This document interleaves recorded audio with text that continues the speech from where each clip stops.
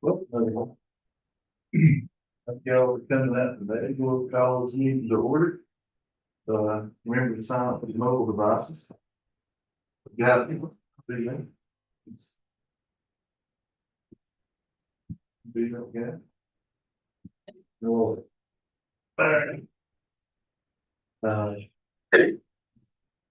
I'll don't mind, Commissioner Webb, some implications. There you go.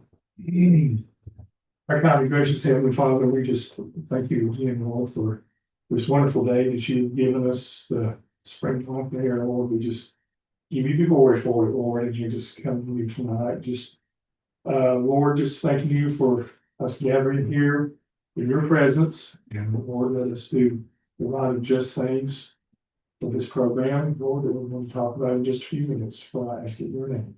Amen. County manager, you can read the sentence to these planes. Stand, salute, pledge.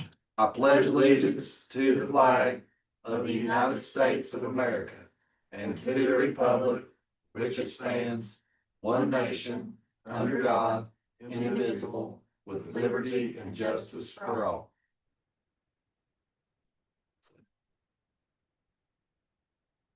Everyone, please make yourself aware of the ethics and awareness and conflict of interest reminder. Anyone have any conflicts of interest or problems to see? Absolutely not. So, do we have any additions or changes to the agenda tonight? Hearing none, do I have a move we adopt the agenda? So moved. Second.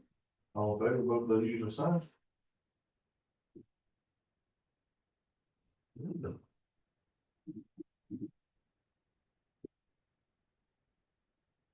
Next on the agenda is approval of the minutes. We've had a chance, we got minutes from the February 9th meeting, special session, and the closed session minutes. Entertain a motion to approve. If you guys had a chance to look through those. I have just a few minutes with closed session. Meanwhile, I'm gonna comment on this beautiful cup that I have placed in front of me. Steve, as a noun, is stunning and handsome with infinite charisma. Humbly yet overflowing with confidence, the jack of all trades, the master of them all. Obviously, they have missed a few things. I like the devilishly handsome, stunningly handsome. We can keep that, but the rest of them got a little. And Castro, but thank you, Ed, if you're watching. I appreciate the lovely enough. I will drink your confidence. It even sounds like that. No, who did it? It is. Did anybody else get a coffee cup? This is He said he spoke to her. Okay. If she said it's not there, I'll tell her I appreciate that. That's fun.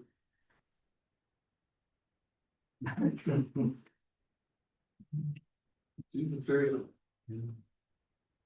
She gave me a friendship spoon the other day at DT. She said, I had been thinking of you. She pulled out a spoon and said, that's simple and thank you. I was not expecting such a treat. It was very nice. Had a really nice little thing on it. She's a funny lady. About 600 bucks. I had a first check spoon.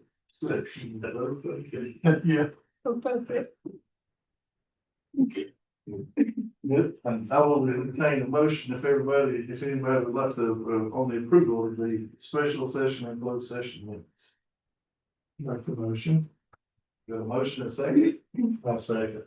All right, the usual sign, motion carries. That leads us to our director's update. This is Wendy. We will appreciate the good of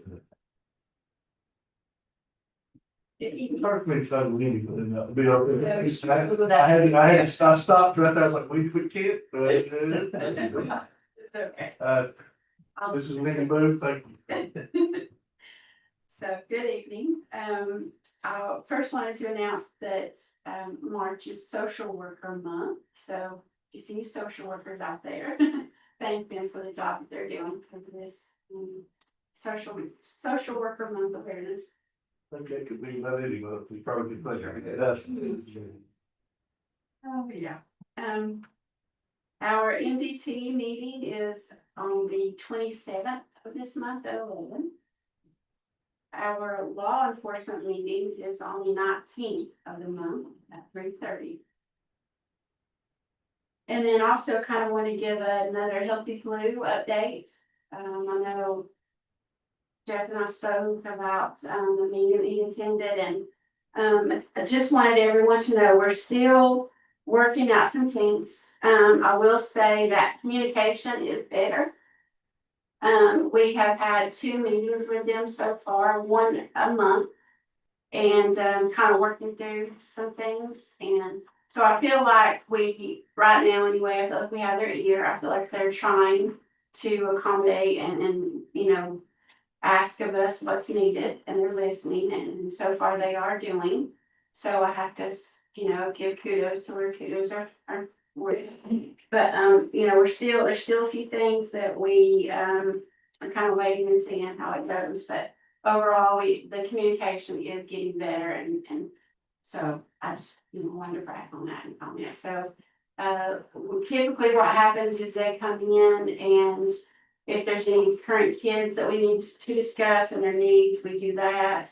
They're also helping us access a platform where we can actually log in and look at medical records and that kind of thing and be able to pull that down quickly. And they're also any kind of issues or things that are going on between staff or whatever. We're really trying to hone in on those and work through those. So, I'm continuing to work for that. So. Our provider good. Providers, they, anytime we identify a provider, we are giving that information to them, and they say they're reaching out. So I do know that they're hearing that also, Jeff, and they are working on it. But as far as numbers increasing, I don't know about that. But yeah, we have not moved any children other than one from Healthy Blue to VIA, and that was for different. There was some reasons for that. But, we also know it's an option. I was in a meeting, with all the Western regional directors, and they were all expressing concerns. Everyone has the same concerns across the board, but there was, Cherokee County, they decided to pull all of their children out. They pulled them out completely. So, Healthy Blue. yeah. And they went back to buy it. And that was their director's decision, and they did it with many meetings. And but I do know that one county has for sure done that, every child. But I'm not there yet, and I don't. We'll continue to monitor. But it is nice to know that we do have that option if need be. So Let me ask you a question on that.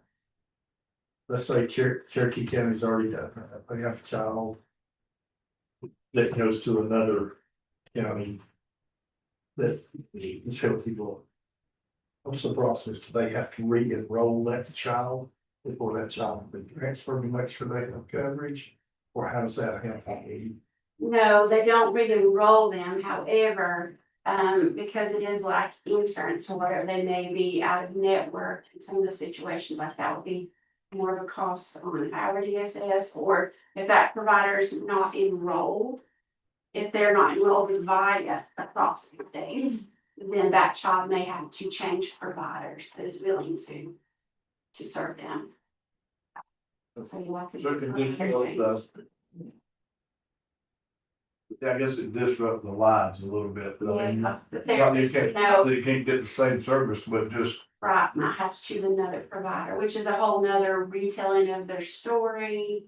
You're looking at all of that again, which we try to prevent.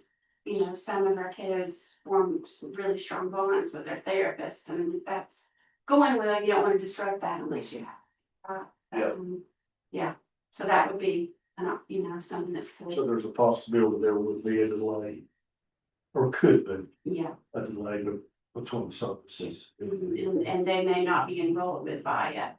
So there could be, maybe VIA would be willing, or that provider might be willing to enroll with VIA. But there's a process for that, and there's time of that would not get therapy, so. Yeah. So we, just continue to monitor that and I'll keep you posted Thank you. on how that's going. Also, just letting you know that I know we talked about staffing last time and we're continuing to conduct those interviews and on social workers especially. We do currently have a Medicaid position open, that was vacant and we're filling that, we're trying to fill that, but, still pursuing that. Do we have any, like, and I think I know the answer to this, but if we ever like partner with any colleges, like we went to any like career fairs like at Western or App or any of those places and, tried to hire college graduates or So- ETSU or I don't know. Yeah, as far as college fairs, we have not looked at that, either for cost for that, believe it or not. Oh, really? We have to pay to get in there? Yes. Okay. You have to pay to go set up, yes. I did not realize. that. Yes, but we do, however, host interns, so Western Carolina, ASU, Mars Hill. When they have interns, we're like, yes, bring them on, so we're trying to build those connections then. And, that was something else that the Western Regional Directors do, is we meet with these colleges on an ongoing basis, and they tell us also that the enrollment for social workers is very low, very minimum. And if they do, they're choosing school social work Yeah. versus, there's a whole collaborative that they can enroll in just for child welfare. And when they complete that, they can obtain employment as a social worker 3. So they completely bypass all the 2 other levels on pre-service. And they start out at a higher salary, but they're having trouble even getting applicants enrolled in that, is what we were told the last meeting. So they're struggling too as far as enrollment. But they do offer the events that we could go, but yeah, there's a cost, is what we were told by them. I mean, be interested to see how much it costs if it's not, it's not something crazy. Might get you some fresh faces and. Yeah. I don't know. We have a contact there, we could probably reach out to them and see when he is. I can let you know. It's hard, it's a hard sell, like, I've done a lot of those college recruiting and, you're really selling the experience for the person. And then you hope they fall in love with the area and the people, that's pretty much. Cause the first thing they ask is like, well, what do you guys got to offer? Well, now we don't even have but one grocery store in Walmart, so, it's a kind of a tough sale to people. But if you come here, most people, find their heart, it's a pretty daggone good place, And we have a lot of people wanting to change roles, and we have a lot of, like right now, we're really blessed to have several applicants for these positions. But then we, a lot of these are working from home and they're getting paid higher. So we can't,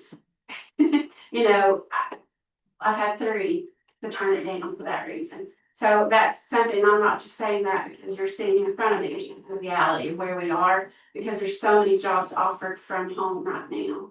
And then salary, so it's just hard to compete. But I assure you, whenever we do the interview, team reads over the benefit package from the county, which we sing the praises. We talk about the 37.5-hour work week. We talk about the holidays. We talk about how you approve leave, like we're pushing it. We sound like little salesmen, like traveling salesmen, trying to push the benefits to try to get them. That pension too, I mean, all that stuff's worth of. Value. It's very, Yeah. it's a big. Some of it's a $10,000 package, right, of insurance and benefits, and we're pushing that, we tell them. But then when you come up to that, oh, I'm gonna give up my work from home, or oh, might be less on salary, it's just kind of, My boss put out that we, there's no more working remotely, he went like one day last week and tried to find like 3 different people, they were all working from home, so. He's like, I'm doing this again, so he put out that no more working from home, well, the 3 people he was trying to find all quit, they just said, we're gonna find something else, so I understand what you're. From COVID on, Yes. it's just, that's what they wanna do. It's really, it's hard to operate. It is. Yes, so that's not, it's just the reality kind of right now, but we're continuing to interview, and like I said, we've had some really strong candidates, and we're waiting on some answers for those positions, so. As far as my report, that's what I have, unless you guys have some additional questions. As far as our numbers, we continue to be at 27 for our number in foster care. And we'll kind of hit the highlights as usual. We have 12 children placed in basic foster care. We have 20 children placed out of camp. Our licensing, we're still been interviewing for that. That was one of those positions, that we made an offer and they chose not to accept. So we're going to continue to work on that one. If you flip over to the CPS assessments, reports received were 21 this month. 9 of those were screened in, and that's for various reasons. Some of these we may have already been involved with. So, they're going to be screened out, but merged with the case. That's why some of those look a little low. And then the number of CPS reports open at the end of the reported month. So this is showing 26. We did have a question about the number of open assessments, and I just wanted to kind of throw out there again, some of this, the state system shows one number. What we report to you is different, but that is because so many of these in the state system has not been closed out yet. And that is due to multiple reasons, and one of those was our stipend. So we're still backlogged, we're still working our current cases, focusing time on that. And the paperwork, unfortunately, is kind of getting, that's just where we are right now. We got to make sure that we're on some of these. So I just want to put that out there. If you guys have any additional questions about that, I'm happy to answer that. And then our in-home and case management, as far as number of new and in-home, once again, some of these open assessments are going to be moving into in-home. But there's a process for that, and then so we're working on that. We haven't closed any this month, and we currently have 3 in-home assessments, but I do know we have probably about 3 more moving in that direction and should be reported soon. Our APS reports for February, we had 11. And 8 of those were screened in. There are 17 Brett payees currently, and we have 14 in guardianship. And we are potentially looking at another 1 for that also. So yeah. Is that 11 like APS reports? Is that like somebody picked up the phone and saw something that they didn't like and they called you guys and said, hey, can we take a look at this? Caretaker neglect sometimes. If you look down there at the request for services, sometimes we can do that, and it's not really a report or the service intakes. We try to do whatever we can to support them without opening up a huge investigation. But a lot of them, meet investigation eligibility, so we have to move towards that. But yeah, they're really booking it. And if you think about it, if you look at the numbers, there's only technically 1 APS social worker doing investigations. So that's all of them on that, as well as the 204 stuff. So they're staying pretty busy, and then we have someone who handles our facility complaints. And then we have someone who handles the red payees and the wards. The wards are kind of split up, and there's a lot involved with that. So, you're looking at a 4-man team for that. Supervisor and social work, you have needing more. But yeah, there's a lot of moving parts with both programs. 11 seems like a lot to me. I mean, in a county, you'd think, I mean, that's 11. Whatever's happened, I don't know, it just seems like a lot that people would be, Wondered if some of it was because of the bad weather, maybe. or we had a lot of bad weather. Some are, law enforcement, of course, which should be, some are just neighbors, some are, facility complaints. If anything happens within a facility, it is still a report A lot of that. along with a facility complaint, so it's kind of like duplicative. But yeah, so that adds to it.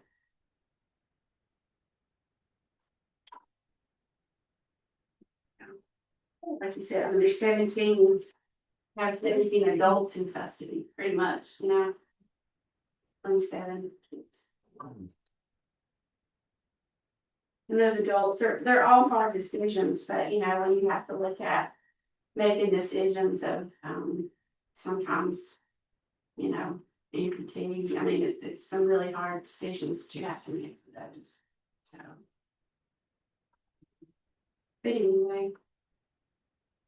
Moving them out of their home that they don't want to be in, but it's the best thing for them. Yeah. Yeah. Anyway. Any questions for me?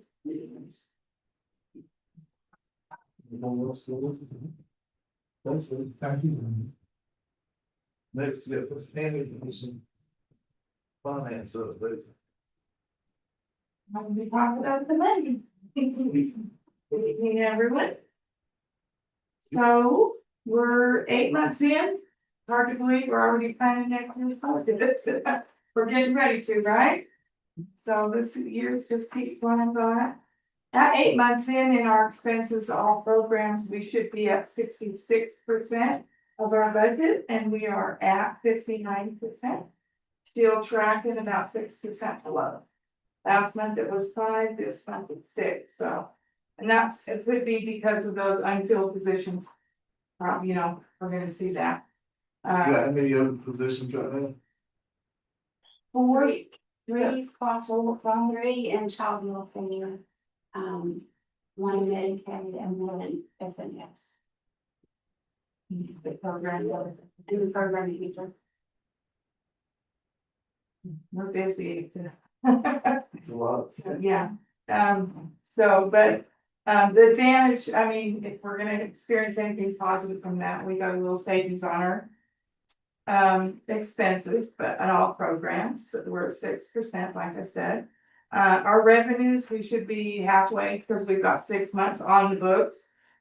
We are at 47% now, so we dropped down a little bit, but the reason we did is because when we received those new energy funds, we had to redo a budget amendment, as you guys well know. And so we had to change our forecasted revenues, and we had to raise those, so that made us look a little bit lower. Should be at 50, we're at 47%, nothing really to be concerned about. I think we're tracking good for this year, halfway in. Last time we met, we talked about single audit, and the last time you guys met, I think you heard the results, so we're happy that's over for this year, just to begin again. So audits are never ending, and but we seem to be doing good with those, so we're happy about that. We did have a state fiscal monitor come in on February 18th. He looked at how we claim our expenses and draw these revenues down. At first glance, he saw a couple of codes that need to be changed, but without any consequence. So in 45 days, we get a report on that, and we are foresee it to be okay. So that's always good to report that. They looked at everything closely on our 1571. And that was also due to a rule change. They had a rule change, the way they restructured the way we claim Medicaid. So I think we're looking good, guys. If you don't have any questions, we'll just keep on trucking the way we're going, and I don't know. How do they do like code changes? Is it like a yearly thing or just like they randomly, do they notify you when they do those? Or- yeah, so it just depends on state policy change. Okay. So they divided the way we claim Medicaid reimbursement a couple years ago. Yeah. And that it's called 804 versus Medicaid 7525. And there's rules around that. And so one of the rules is the way we do our postage machine. We claim it under maintenance, we claimed it under a regular 310 expense. Yeah. And it needs to be under 8. That's the nuts and bolts of it, but you don't always I get didn't know that like maybe notice. they were courteous and give you like a quarterly or a yearly, hey, we're gonna change this. No, sometimes you're expected to know, and this is why they have these monitors. Yeah. So they can check and make sure you have understanding of the rules. But when staff coding changes and they have those, like with social workers and income maintenance workers coding their time, that is usually broadcasted louder. Mhm. Because that's an everyday thing where we're drawing down funds based on somebody's time. This is just a monthly machine expense that got changed. But does that help? I'm just curious. Yeah, absolutely. Any other questions? Wendy and I are headed to our Western Regional meeting tomorrow, and I think the last one they had to reschedule, and so we're excited to see if there's anything new on the horizon. Where's the meeting? Ashland. National. And I will say too, this was this one is like, it's DSS, it's all programs meeting, so that's like Candy with the fiscal, stuff is doing that, and I'm doing the director's side. But then there's one for FNS, APS, all units, that's this meeting, we do it quarterly, but the one that I was at in the Western Regional Directors meeting was in Jackson County, and that's when I was shared, the information about Cherokee County. There were 14 directors in the room, and there wasn't one director who had full staff. And most of them had a 20% or higher vacancy in child welfare. So it's not just us, it's just across the board. This job. Social workers are a nationwide shortage, and in particular in North Carolina, it's been hard. Yeah, they reported everyone in there 20% higher. So that takes a unique person to lead that. Especially if you're working with kids. So when we get those good candidates, and we're, like Wendy said, just to add my words in there, like Wendy said, we've been blessed with some good candidates recently, but they're hard to obtain if we're not competitive. And we're finding that we're not as competitive as some of the counties around us. And so we're getting some of those offers are getting denied. I'm sure It's a tough thing you think about, like this moving here, you didn't have any family here, and just finding a place to rent. Yeah. It's in itself that they. We currently have a social worker that moved in and is still trying to find a place to live. Yeah. She came from Catawba, and she's the ideal cookie cutter of what you said earlier. She wants to be in this area. She's fallen in love with this area, and she's struggling to find housing. We're in a crisis, really. I'll sell my house in a month if she wants to come. It's listed. It's not a dog, and that, that's her child. Yeah. And so she's finding a lot of slam doors because of that. Yeah. I did have one question on this adoption report. Have the timeline for like CPR been changed at all so that the permanency timeframe is like a year out, or does that change at all? Ideally, yes, it should happen within a year, a TPR. However, there's many factors to that. Yeah. One is court, as far as things being continued, and that kind of thing. Then we might have parents that really buckle down and do great, and then we think we're, in the right direction, and we gotta punt and go backwards. But yeah, ideally, they do want permanency within a That your year. mark still. Thank you.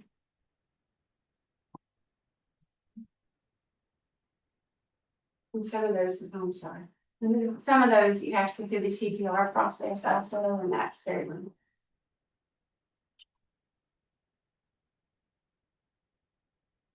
Next thing on the agenda this evening is board comments, Just have to shake that, get all the budget season. It's everybody's favorite season, so.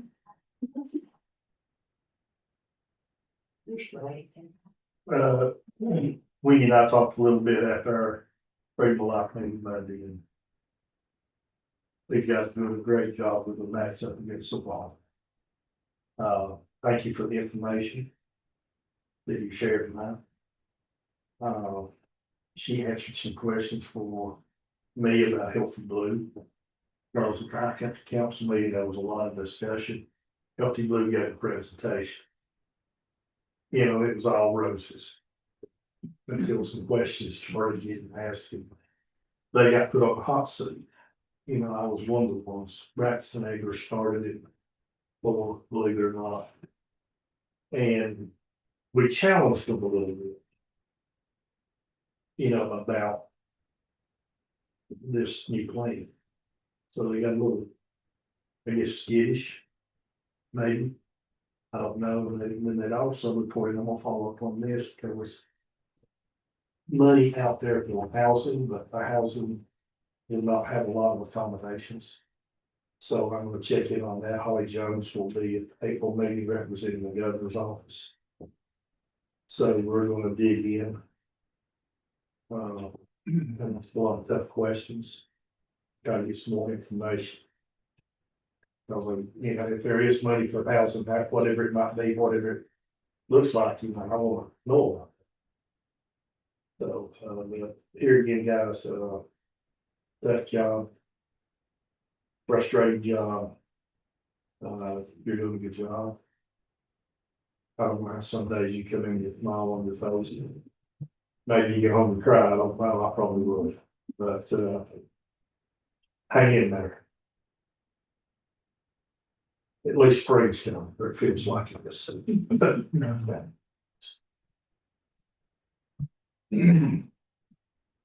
Wish we would, say, And thank you again. I know your job's very tried. From what, you know, if you have the protocols and the routines and being safe. And they're just going out to it. You know, do such a good job. I really appreciate it. I know it's so good. Yes, as I said before, so thank you. You know, I have tomorrow. We'll have a good lunch. You know how Well, that's important. you know how you do it when you go to these conferences. Is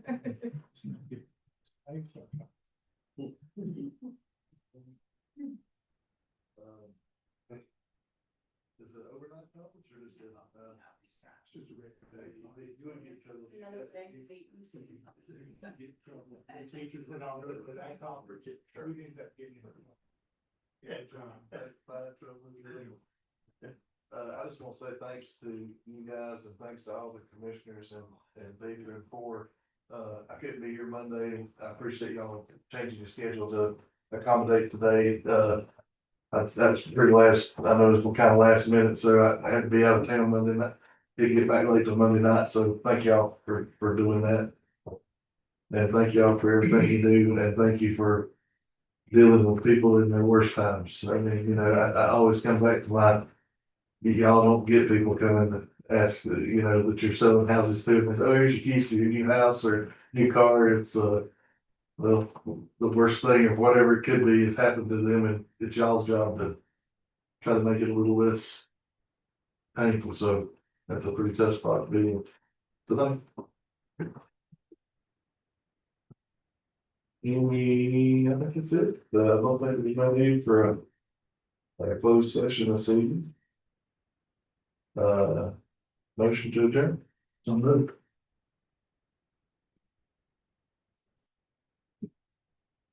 Thank you, ladies.